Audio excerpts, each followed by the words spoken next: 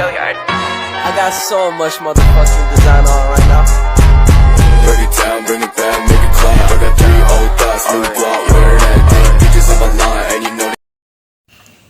Shalom, salam sejahtera bagi kita semua. Assalamualaikum warahmatullahi wabarakatuh. Om Swastiastu, Namo Buddhaya, salam kebajikan. Video ini dibuat untuk memenuhi tugas ujian akhir semester dengan mata kuliah Pancasila dengan dosen pengampu Enci Aprilia Widya Mande, SH, SSMH. Nama Pancasila ini terdiri dari dua kata Sanskerta. Panca berarti 5 dan sila berarti prinsip atau asas.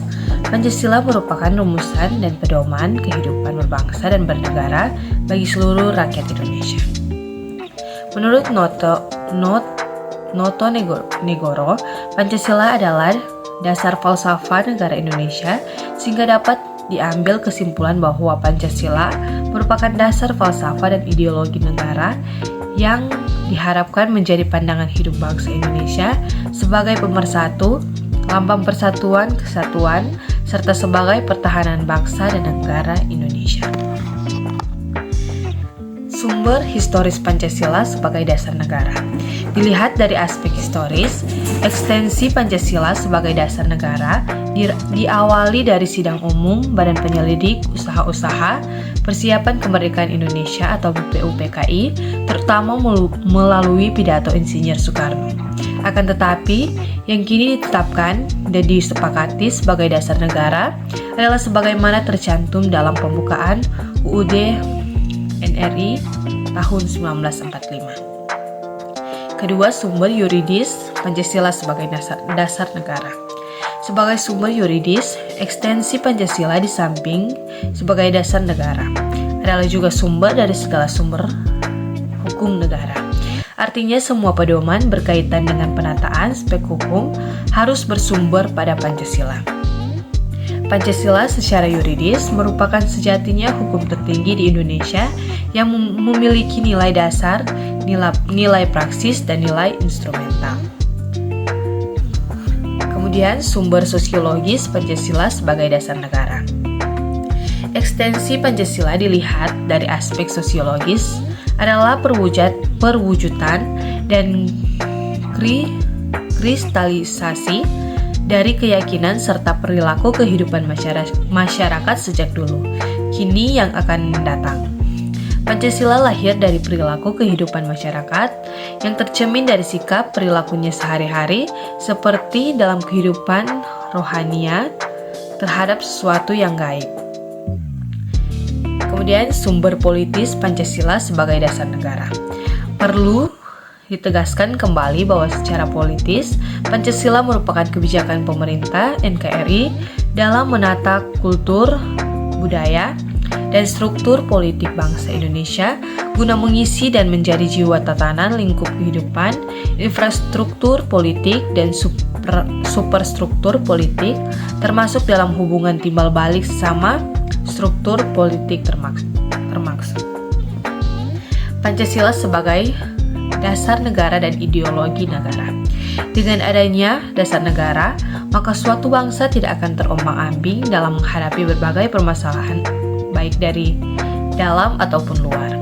Oleh karena itu, Pancasila memiliki fungsi dan tujuan untuk mengatur sendi-sendi kehidupan suatu bangsa. Dalam pembahasan kali ini, penulis khusus membahas tentang fungsi Pancasila yang menjadi dasar negara. Pengertian Pancasila sebagai filsafat.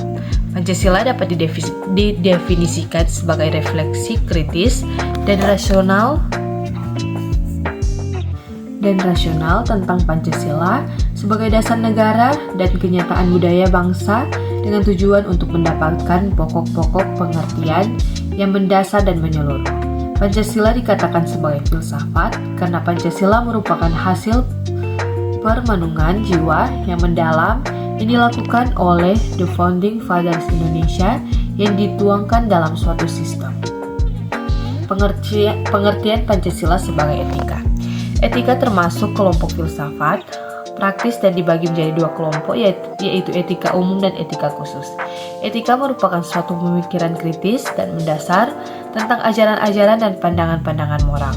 Etika adalah suatu ilmu yang membahas tentang bagaimana dan mengapa kita mengikuti suatu ajaran moral tertentu, atau bagaimana kita harus mengambil sikap yang bertanggung jawab berhadapan dengan berbagai ajaran moral. Pengertian Pancasila sebagai dasar nilai pengembang ilmu dapat mengacu pada beberapa jenis permasalahan. Salah satunya adalah bahwa setiap ilmu pengetahuan dan teknologi yang dikembangkan di Indonesia haruslah tidak bertentangan dengan nilai-nilai yang terkandung dalam Pancasila. Kemudian latar belakang lahirnya masa reformasi. Reformasi merupakan suatu perubahan, catatan kehidupan lama, catatan kehidupan baru yang lebih baik.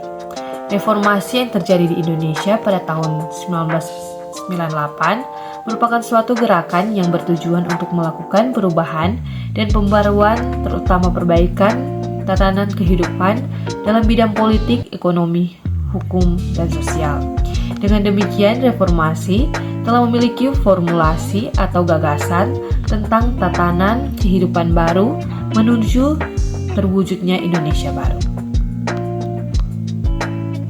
Kemudian, amandemen Undang-Undang Dasar 1945. Sepanjang sejarahnya, Undang-Undang Dasar 1945 telah mengalami 4 kali amandemen atau perubahan dalam kurun waktu dari tahun 1999 hingga 2002 yang dilakukan dalam sidang umum maupun sidang tahunan Majelis Permusyawaratan Rakyat atau MPR.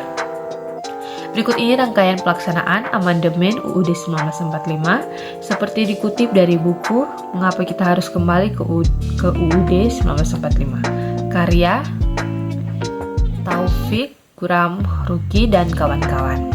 Yang pertama, amandemen pertama UUD 1945 dilakukan dalam sidang umum MPR 14 sampai 21 Oktober. Kedua, amandemen kedua UUD 1945 dilakukan dalam sidang tahunan MPR 7 sampai 18 Agustus 2000. Amandemen ketiga UUD 1945 dilakukan dalam sidang tahunan MPR 1 sampai 9 November 2001. Amandemen keempat UUD 1945 dilakukan dalam sidang tahunan MPR 1 sampai 11 Agustus 2002. Perubahan sistem ketatanegaraan NKRI setelah amandemen UUD 1945. Struktur ketatanegaraan RI setelah amandemen UUD 1945. Undang-Undang Dasar merupakan hukum tertinggi di mana kedaulatan berada di tangan rakyat dan dijalankan sepenuhnya menurut UUD. UUD memberikan pembagian kekuasaan kepada 6 lembaga negara dengan kedudukan yang sama dan sejajar, yaitu Presiden, MPR, DPR, DPD, PPK, MA, dan MK.